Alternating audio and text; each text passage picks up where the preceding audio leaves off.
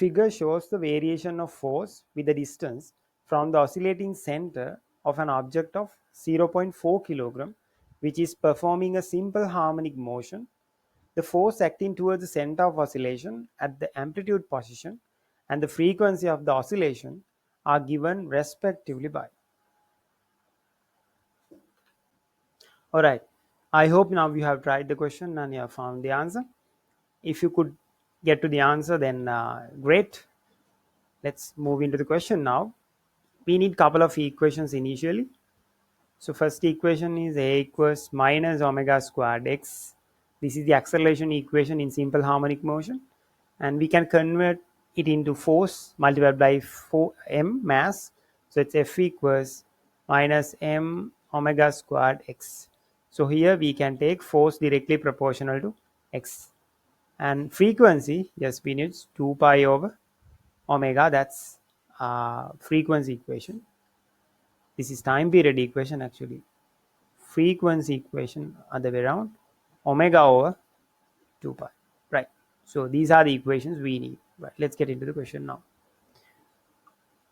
Initially they're asking us to find the force, right? Now we know from the equations F proportional to x, force directly proportional to the displacement from the center. So in the first part of the graph you can see this 10 centimeters and proportionate to this 1 Newton. So 10 centimeter x displacement proportional to 1 Newton. So we can take at the end amplitude value will be 20 centimeters. So 20 centimeter proportional to, yes, you can easily take it as 2 Newton. So our answer, it has to be force 2 Newton, and we have two answers here, second one and first one, right? Moving into finding frequency, right? To find frequency, this is the equation we need. Frequency equals omega divided by 2 pi, right? So we need to find omega here.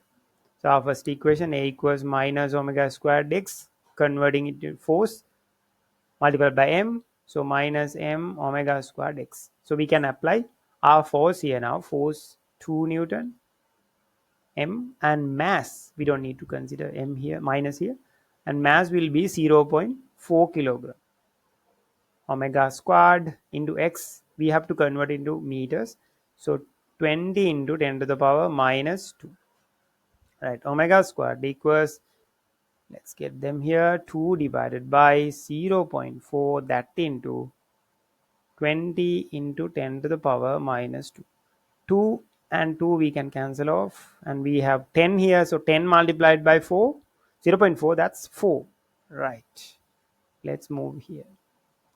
So we get 1 divided by 4 into 10 to the power minus 2 as omega squared. Yes, you can easily take the square root value of this to find omega. So we get omega as 1 divided by 2 into 10 to the power minus 1.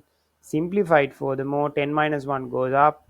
So 10 divided by 2 is 5 as omega, right?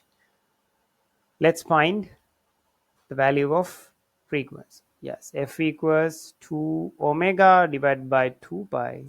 So then, yes, we found omega as 5. So 5 divided by 2 pi. Yes, 5 divided by 2 pi is frequency. So we have this answer. And yes, you can conclude first one as the answer. Right. I hope you have tried the question now. You have done the question. So if you think this question is valuable, yes, you can find similar type of questions and try them.